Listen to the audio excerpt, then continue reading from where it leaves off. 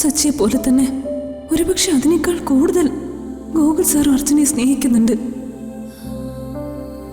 അർച്ചനയെ വിട്ടുകൊടുക്കേണ്ടി വന്ന ഇപ്പോഴത്തെ സച്ചിയുടെ അവസ്ഥ തന്നെയായിരിക്കും നാളെ ഗോകുൽ സാറിന്. രണ്ടിലൊരാളുടെ തകർച്ച എന്റെ കണ്ണുകൾക്ക് തന്നെ കാണേണ്ടി വരും. എന്റെ പ്രൈവറ്റ് സെക്രട്ടറിയോ? ആരതി എന്റെ കേസ് വാദിക്കുന്ന വക്കീല് മാത്രമാ. എന്റെ കാര്യം നോക്കാനേ ഞാൻ ആരെയും ചുമതലപ്പെടുത്തിയിട്ടൊന്നുമില്ല. നിന്റെ കാര്യങ്ങളൊക്കെ ഇപ്പൊ നീ തുറന്നു പറയുന്നത് ആരതിയോടല്ലേ? എന്തൊരു കഷ്ടോ ഇത്. നിങ്ങൾ എല്ലാരും കൂടെ എന്നെ ജീവിക്കാൻ സമ്മതിക്കില്ലേ? ഒരല്പം മനസ്സമാധാനം കിട്ടാൻ വേണ്ടിയിട്ടാ ആ മുറിയിൽ ഒറ്റയ്ക്ക് പോയിരുന്നത്. അതിന് നിങ്ങൾ സമ്മതിക്കില്ല. നിങ്ങൾ എല്ലാരും കൂടി എന്നെ ഭ്രാന്തനാക്കി അടങ്ങത്തോളോ? നിങ്ങൾക്കൊക്കെ നിങ്ങളുടെ കാര്യം നോക്കിയാ പോരെ. വെറുതെ എന്റെ പിന്നാലെ വരുന്ന എന്തിനാ?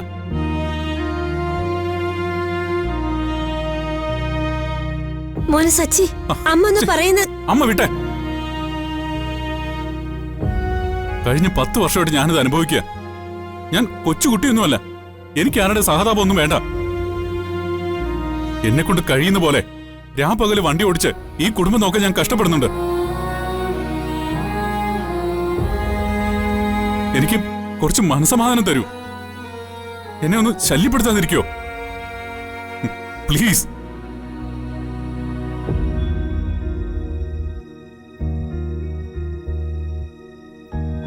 അമ്മേ, എന്താ അമ്മ ഇത്? ഏട്ടനെന്തെങ്കിലും പറഞ്ഞു എന്ന് വെച്ച് ജീവിതത്തിൽ ഒരിക്കലും അവരോടൊരിക്കലും സംസാരിച്ചിട്ടില്ല.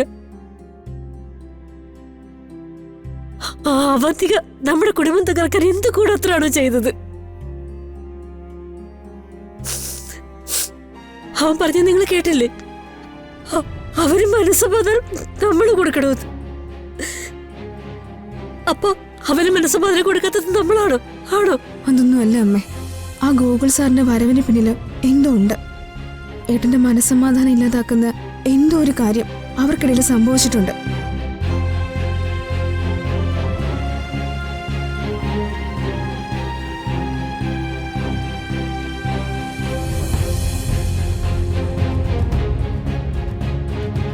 നിയമപരമായ ശിക്ഷയെ നിങ്ങൾ അർഹിക്കുന്നത്. മറ്റൊരാളുടെ ഭാര്യയെ 10 കൊല്ലത്തോളം ഊരും പേരും മറച്ചുവെച്ച് ഒരു ഐഡന്റിറ്റി പോലും ഇല്ലാതാക്കി നിങ്ങളുടെ ഭാര്യയായിട്ട് കൊണ്ടു നടന്നതിന്.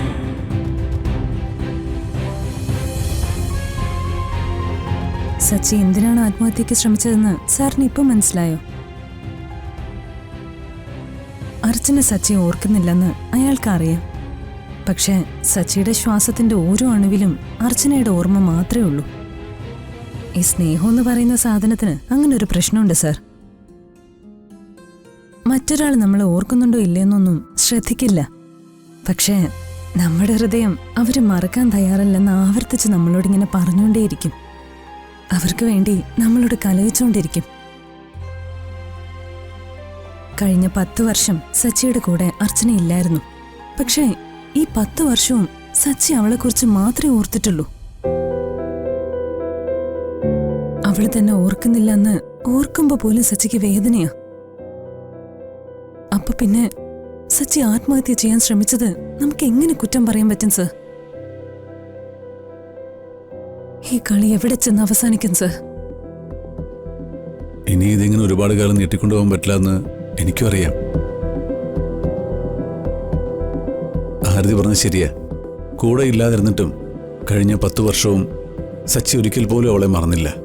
പക്ഷേ എന്റെ പ്രശ്നം എന്താണെന്നറിയോ? കഴിഞ്ഞ 10 വർഷവും ഞാൻ ജീവിച്ചത് എന്റെ സമ്മർദ്ദം മരിച്ചിട്ടില്ല എന്ന് കരുതിയ. എന്റെ ഭാര്യയായിട്ട് ഒരു ബെഡ്റൂമിൽ ഒരുമിച്ച് ജീവിച്ചിട്ടില്ല. പക്ഷേ അവളില്ലാത്ത ഒരു ദിവസവും ഈ കാലത്തിനുള്ളിൽ എനിക്കുണ്ടായിട്ടില്ല.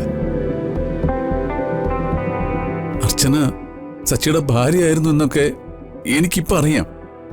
പക്ഷേ കഴിഞ്ഞ 10 വർഷവും അവളുടെ സന്തോഷത്തിന് വേണ്ടിയാ ഞാൻ ജീവിച്ചത്.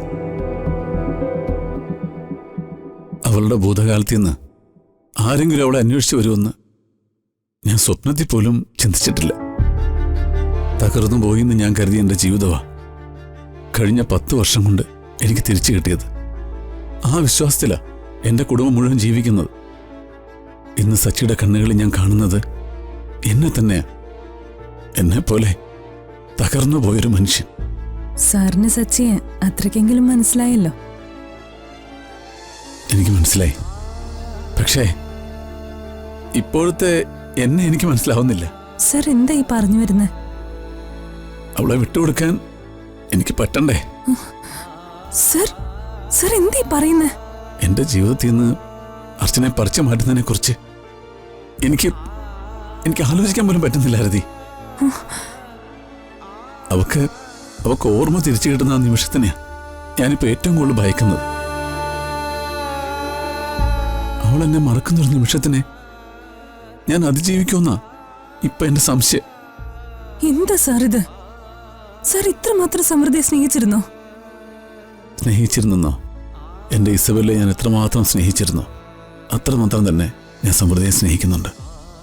പക്ഷേ അവൾ അർച്ചനയാണെന്ന് അംഗീകരിക്കാൻ എന്റെ മനസ്സൊന്ന് സമ്മതിക്കണ്ടേ? എന്റെ ഈശ്വര, എന്തൊരു പ്രതിസന്ധിയാ ഇത്.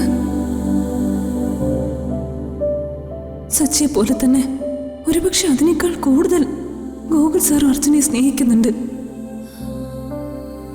അർച്ചനയെ വിട്ടുകൊടുക്കേണ്ടി വന്ന ഇപ്പോഴത്തെ സച്ചിയുടെ അവസ്ഥ തന്നെയായിരിക്കും നാളെ ഗോകുൽ സാറിന്. രണ്ടിലൊരാളുടെ തകർച്ച എന്റെ കണ്ണുകൾക്ക് തന്നെ കാണേണ്ടി വരും. എന്തായാലും ഒരു തീരുമാനം എടുത്തേ പറ്റുമെന്ന് എനിക്കറിയാം. ഇവിടെ നിന്ന് ഇനി അങ്ങോട്ട് എന്റെ ജീവിതത്തിൽ എന്തൊക്കെ സംഭവിക്കുമെന്ന് എനിക്കൊരു ഉറപ്പുമില്ല. അപ്പോ സച്ചിയോട് പറഞ്ഞ വാക്ക് പാലിക്കണ്ടേ സർ? വേണം. അയാളെപ്പോലൊരു തകർന്ന മനുഷ്യനെ ചതിക്കാൻ പാടില്ല. പക്ഷെ ഓർമ്മ തിരിച്ചു കിട്ടുമ്പോൾ അർച്ചന എങ്ങനെയായിരിക്കും പ്രതികരിക്കുക എന്നുള്ള കാര്യം നമുക്കാർക്കും പ്രവചിക്കാൻ കഴിയില്ലല്ലോ. ഭാരതി, നിയമത്തിന്റെ നൂലിഴ കീറി കോടതി മുറികളിൽ സത്യം കണ്ടെത്താൻ ശ്രമിക്കുന്നവരാ ഞാനും ആരതിയൊക്കെ. അവിടെ തെളിവുകൾ നിരത്തി നമ്മൾ ന്യായത്തിനു വേണ്ടി വാദിക്കും, നീതിക്ക് വേണ്ടി പോരാടും, ഘോരം പ്രസംഗിക്കും. പക്ഷേ സ്വന്തം ജീവിതത്തിൽ അതുപോലെ പ്രശ്നം വരുമ്പോ എന്താടോ നമ്മളിങ്ങനെ സ്വാർത്ഥരായി പോകുന്നത്? അത് നമ്മൾക്ക് മനുഷ്യരായി പോകണ്ട സാർ. എനിക്കൊരു കാര്യം മാത്രമേ സാറിനോട് പറയാനുള്ളൂ. റിയാലിറ്റി നമ്മൾ അക്സെപ്റ്റ് ചെയ്തേ പറ്റൂ. സാർ പറഞ്ഞതുപോലെ തെളിവുകളും സാക്ഷികളും ഒക്കെ നിരത്തി വെച്ച് കോടതിയിൽ വാദിച്ചിട്ടും ചില വിധികൾ നമുക്ക് എതിരാവുന്നില്ലേ? ആ വിധി അംഗീകരിക്കുന്നത് പോലെ ജീവിതത്തിന്റെ ഈ വിധിയെയും നമ്മൾ അംഗീകരിച്ചേ പറ്റൂ. അംഗീകരിച്ചേ പറ്റൂ, അതെനിക്കറിയാം. പക്ഷേ അതെങ്ങനെയാടോ? ആ ചോദ്യത്തിനാ ഉത്തരവില്ലാത്തത്. അതിനുള്ള ഉത്തരം കിട്ടും വരെ ഇതിപ്പോ ഇങ്ങനെ അങ്ങ് പോട്ടെ. എന്തായാലും സച്ചിയുടെ കേസ് കഴിഞ്ഞ് ആലോചിച്ചൊരു തീരുമാനം എടുക്കാമെന്ന് അയാളോടൊന്നും പറ.